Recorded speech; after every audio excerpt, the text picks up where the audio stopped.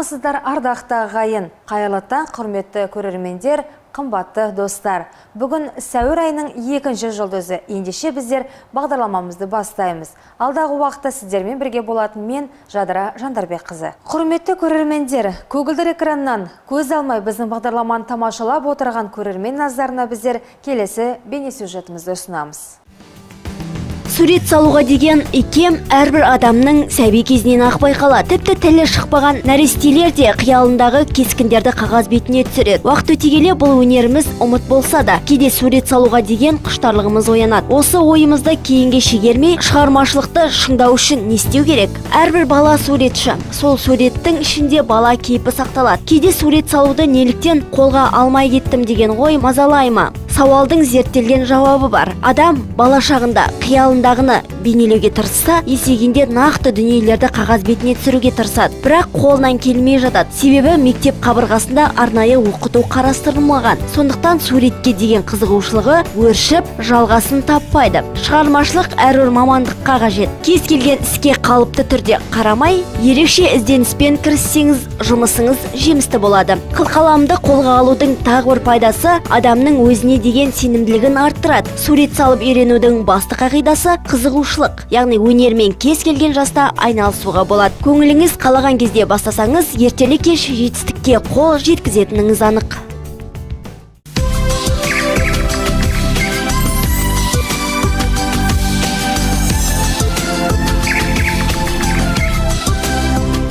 Ойқыдан бас көтер алмай жатқан көрермендеріміз болса, оларға қайырлы таңдай отырып, біздер бағдарламамызды жалғастырамыз. Адам табиғатты өзінің не үшін жаралғандығын әр кезде біліп сезе бермейді. Сондықтан болар жетістік пен абырой барлығына бірдей келе бермейді. Өз орнын таба білетін бақытты жандар ғана ауыр жұмыстан ләззат ала алады. Бүгінгі кейіпкеріміз Анаргүл қызығы мен шыжығы толы дизайн саласының өкілі. Сондай-ақ жас бойжеткен таңдауында нық, болашағына сеніммен қарайды. Бүгінгі таңда өзінің шағын ательесін ашып, қазақтың ұлттық киімдерін тігіп, халыққа адал қызмет етуде. Күнделікті қазақ дәстүріне байланысты, қазақ халқының тарихына байланысты және тәрбиелік мәні зор болғасын осындай қазақ стилінде тігіп киімдерді өңдеп шығарып жатырық. Қазіргі уақытта сұраныс деген үйренді, халық болған көп және оның бағасы неғұрлым қымбат болғандықтан әркімнің қолы да жете бермейді, бірақ қарапайым халық үшін күнделікті киетін, жұмысқа, сондай кеңсеге киетін, кездері қонақтыққа баратын, тойға баратын киімдерді біздер дизайнын жасап, соны басынан бастап матасын таңдап, әдемілеп аяғына дейін жасаймыз. Жұмысымыз өте қызықты және маталармен жұмыс істегесін таңдау жағынан да, психология жағынан да бәрін келтіріп отыру керекпіз. Қазақтың ұлттық киімдері наурызда немесе салтанатты шараларда ғана киетін киім болып қалмауы тиіс. Ұлттық нақыштағы киімдерді паш ететін Анаргүлдің де басты ұстанымы осы болды. Жас дизайнер қазіргі таңда киімдерді ұлттық үлгімен ұштастыра отырып көпшілікке ұсынады. Алдағы таңда оның армандары асқақ, жетер асулары көп деп ойлаймыз.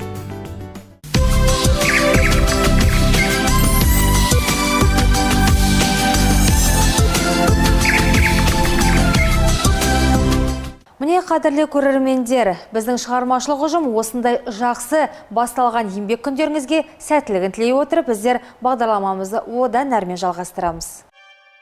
Қаламсап дегеніміз біздің күнделікті өмірімізде қолданылып жүрген жазу құралы. Қаламсап екіге бөлінеді. Ол жай қаламсап және сиясын толтыруға болатын қаламсап. Ойлап қарасаңыз, қаламсапсыз өмір өте қиын болар еді. Мысалы, біз құстың қауырсынымен әлі күнге дейін жазатын болсақ, маңызды құжат жазу кезінде сияны төгіп алуымыз мүмкін. Сондықтан қаламсапты ойлап тапқан адамдарға үлкен алғыс айтуымыз қажет. Бұрынғы кезде жазу құралдары қауырсыннан басталған еді. Ең басында адамзат жазу үшін 4000 жыл бұрын дымқыл саздан жасалған тақтайшаға ағаш таяқшамен қырып жазған. Одан соң Римде балауызға жазуды ойлап тапқан. Осы әдіс англосастардың пергамент ойлап тапқанша 18 ғасырға дейін қолданылған еді. Біздің ғасырымыздың 600-1800 жылдары пергаменттің көбеюі және арзандауы барлығына қолжетімді жазу құралын ойлап табуға түрткі болды. Осылай адамзат сияға батырылатын құс қауырсынымен жазуды ойлап тапты. Ағылшынның пен сөзі латынша пенна, құс қауырсыны қауырсыны деген сөзден шыққан. Құс қауырсындары 18 ғасырға дейін рекордтық уақыт қолданылды. 19 ғасырдың соңында темір қауырсынды қаламсаптар тез тозғыш, жиі ауыстыруды қажет ететін құс қауырсындарын түгелдей қолданыстан шығарды. Ал 1884 жылы қауіпсіздендіру агенті Левис Ватерман сия арқылы толтырылатын қаламсапты ойлап шығарушы ретінде тарихқа енді. Ол жұмыста өте көп жазатын болғандықтан қаламсапты ойлап шығарды. Ватерман өз жұмысын қалдырып Ideal Pen компаниясын ашады. Осылай ол сияға толтырылатын қауырсында қаламсаптарды сатуды бастады. Қазірде дүкен сөрелерінде қаламсаптардың сан түрі кезігеді. Оларды өз талғамыңызға сай тауып алу өте оңай. Қаламсапсыз бір күнді де елестетуге болмайды. Ол бүгінде жазу сызу құралы болып табылады.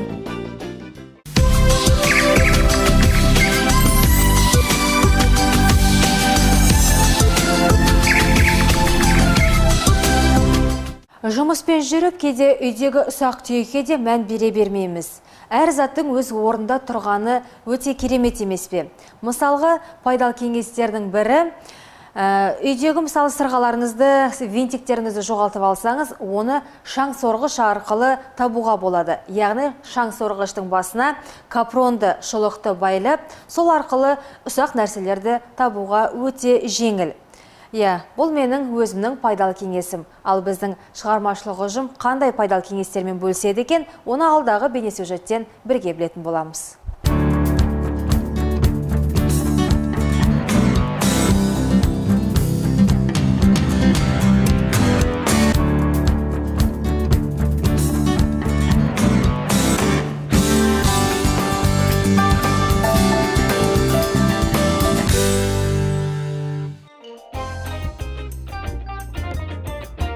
Өзіңізге қажет аскөкті көп қылып алып келіп, оны ұзақ сақтайтын болсаңыз, мынадай болып қурап қалады. Ал оны өз қалпында сақтау үшін қандай кеңестерге құлақ асқан дұрыс? Балғын аскөкті қалай сақтау керек? Аскөкті алдымен жақсылап тазалап жуып аламыз.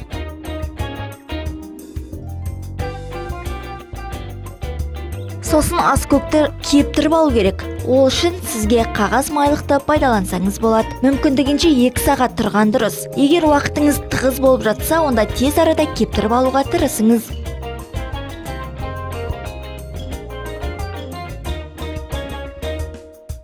Кептірген аскөкті жақсылап майдалап тураймыз.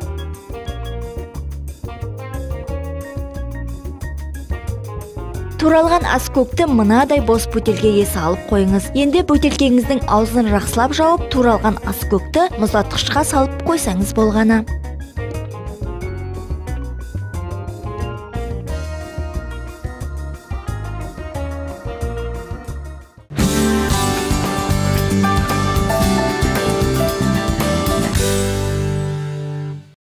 Нағыз пайдалы кеңестер екен. Осы кеңестер іске асса өте керемет болады емес пе? Ендеше келесі бейнесюжетке назар аударайық. Адамдардың қызыл түске деген құштарлығы ертеректен келе жатыр. Көп тілде қызыл сөзі түс білдіріп қана қоймай, әдемі, көркем деген мағынаны білдіреді. Мысалы, Қытайда ақжарқын, ашық адамдарды қызыл жүректілер деп атайды. Ал полинезиялықтарда қызыл сөзі сүйіктім деген мағынаны береді екен. Бұл түс қаммен және отпен байланысты. Оның түрлі символогиялық мағынасы да жоқ емес. Ең алдымен ол қуанышты, әдемілікті, өмірдің шаттыққа толы екендігін, махаббатты білдіреді. Бір шетінен соғысты, кекті, агрессияны, бір нәрсеге қатты құмарлықты баян етеді. Қызыл геральдикалық түс болып табылады. Ал тарих беттерінде төңкеріс, көтеріліс, тәуелсіздік сынды ұғымдармен қатар жүреді. Оның көз бояушылыққа қарсы тұру, мұнымен қатар емдік қасиеті бар. Бұдан өзге мемлекеттерде қызыл түс күннің ыстық болуымен оңтүстікпен байланысты екен.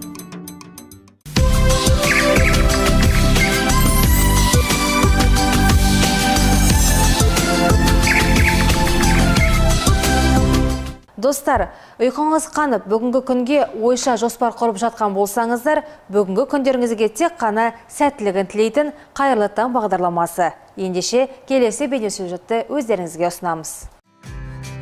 Театр сахнасында кейіпкерді шебер сомдау актерлік ізденістің нәтижесі. Ал бірақ сахнаға актерді баптап жіберетін бір қызмет түрі бар. Бұл гримдеу деп аталады. Актер қойылымдағы рөлдің бейнесіне енуге, ішкі түйсігімен бірге келбетіңде сәйкес келуін сол шешеді. Жанары ұшқын атқан жас та бола аласыз, керісінше кемеліне келген қарт болуыңыздағы ғажап емес. Қаламыздағы қазақ драма театрының әртістерін сахнаға шебер сомдап, бетін әрлеп, түрлі образдар жасайтын шебердің бірі Гүлнара Галиақбарқызы. Ақтөбе қалалық университетінің сурет бөлімін бітірген. Ол өзінің жұмысын 1998 жылдан бастаған. Содан міне 17 жыл бойы осы өнер ордасында қызмет атқарып келеді. Грим бывает разный. Бывает легкий, бывает тяжелый. Грим деген бетті бояп қана қоймайды. Бұл жерде толық пассаж дейді. Толық сол қас мұртты, кірпікті, бетті, әжімдердің бәрін гримін жасау керек. Гримнің түрлері өте көп. Өзімнің бұл салада жүргеніме 17 жыл болды. Мұндағы әртістердің қыр-сырын, бет пішіндерін жақсы білемін.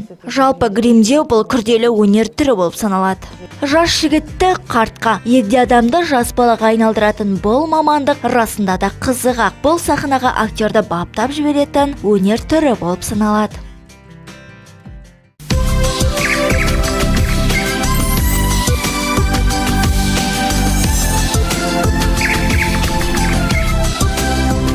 Өздеріңізге қашанда көтеріңкі көңіл күй төлейтін ТДК 42 телеарнасының қайырлы таң бағдарламасы. Ендеше хабарымызды одан әрмен жалғастырамыз. Бүгінгі таңда жамылғы орнына қолданылатын жүн орамалдардың түр-түрін көзіміз шалып жатады. Жүн орамалдардың синтетикалық аң терісінен, жүннен, талшықты мақталардан, жұмсақ жүн матадан тігілген түрлері бар. Ең бірінші бұларды таңдағанда сапасы мен көлеміне аса мән беру керек. Аң терісінен жасалған жамылғылар өздеріне шаңды көп жинайды. Алайда олардың сыртқы келбеті өте әдемі болып келеді және өте жылы. Жүннен, талшықты мақталардан жасалған жамылғылар табиғи, олардың денсаулыққа да тигізер әсері мол. Олар жамылғанда ауа өткізіп тұрады, шаң тозаңды жинамайды. Талшықты мақталардан тігілген жамылғы күз, қыс айларында жамылып жатуға өте қолайлы. Олар әрі жеңіл, әрі жұмсақ, жуылуға оңай. Бұлардың сыртқы келбеті қарапайым болғанымен де сұлуынан жылуы деген. Ал осы жамылғылардың ішінде ең жұмсақ, әрі ең көп сұранысқа ие жүн матадан тігілген жамылғылар. Олар денеге жайлылық беріп, аллергиясы бар адамдарды қорғайды. Жамылғылар сатып аларда тұтынушы тауардың іші сыртын мұқият тексеріп, сапасына, материалына, көлеміне, түсіне аса мән беру қажет. Олардың бір адамдық, екі адамдық, балаларға арналған арнайы түрлері кездеседі.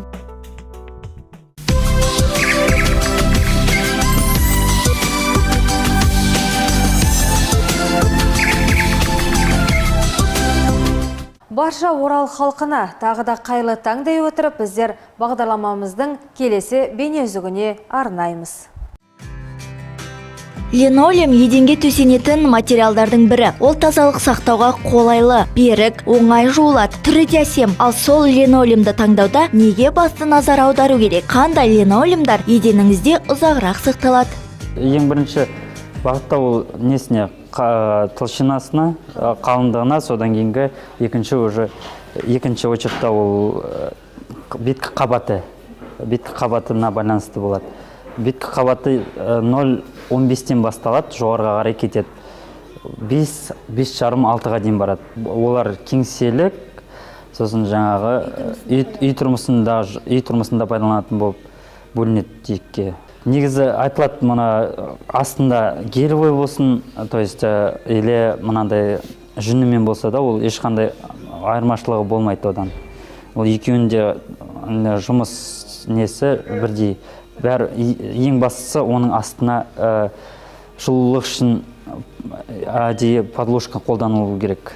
Линолеум сатып алғанда ең бірінші плинтустарды, сосын клейін, сосын порошоктарын алу керек болады бірге. Линолеум сапасына байланысты екі түрге бөлінеді. Үйге арналған және өндірістік деп. Үйге төселетін линолеум қалыңдығы 3 мм болу керек. Ал беткі қабатының қалыңдығы 0,2 мм төмен болмау керек. Үйіңіздің түріне байланысты линолеумдер әртүрлі болып келеді. Арнайы төсеніштер де бар. Жер үйлерге және коттедждерге астында арнайы жылытқыш қабаты бар линолеум алған жөн болады. Ал өндірістік линолеумға келетін болсақ, өндірістік линолеум қабығы 2 мм болады. оның астында ешқандай жылытқыш қосымша қабаты болмайды. Бірақ оның басты қабаты үйге арналған линолеумге қарағанда 0,5 мм болады. Үйіңізге линолеум таңдағанда абай болыңыз, барынша сапалысын таңдағаныңыз жөн.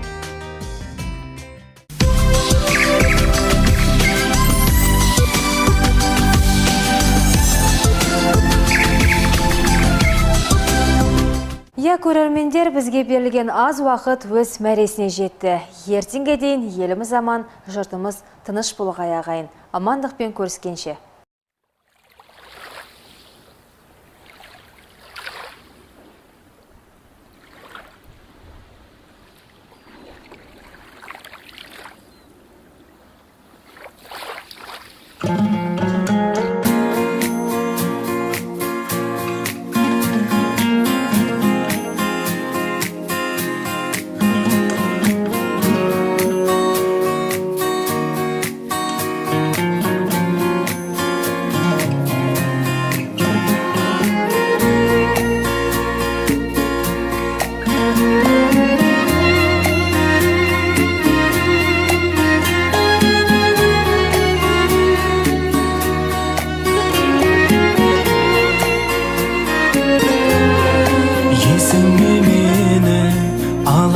Бағым алаңдап жүрген кезімде мұңды жалғаннан іздеп табарсың жаным, жауапсыз қалған сезімдерімді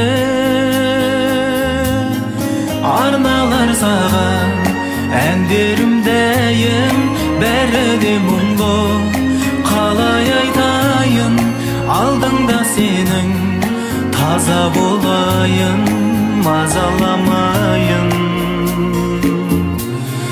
Сырларыңды айтып сарғайған көзге, сағынсаң ізде үмітіңді үзбе, бірге болуды жазбаса бізге, мазаламайын.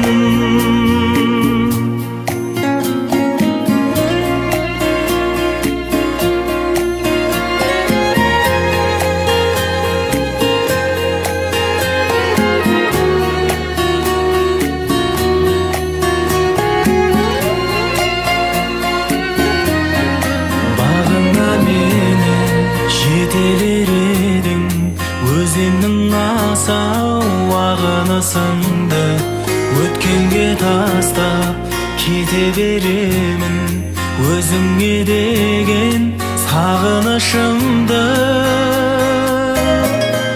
Арналар саған әндерім дәйім, бәрі де мұңлы.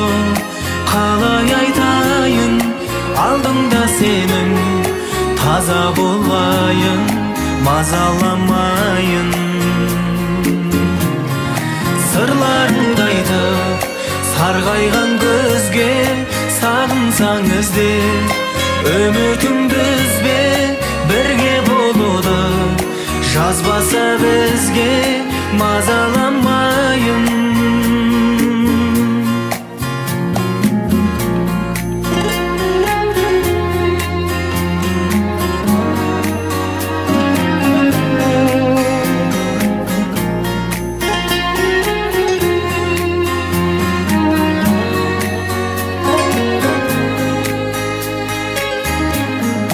Арналар саған әндерім дәйім, бәрі де мұңлы. Қалай айтайын алдыңда сенің, таза болайын, мазаламайын. Сырларыңды айтып сарғайған көзге, сағынсаң ізде үмітіңді үзбе, бірге болуды жазбаса бізге, мазаламайын. Бірге болуды жазбаса бізге, мазаламайын.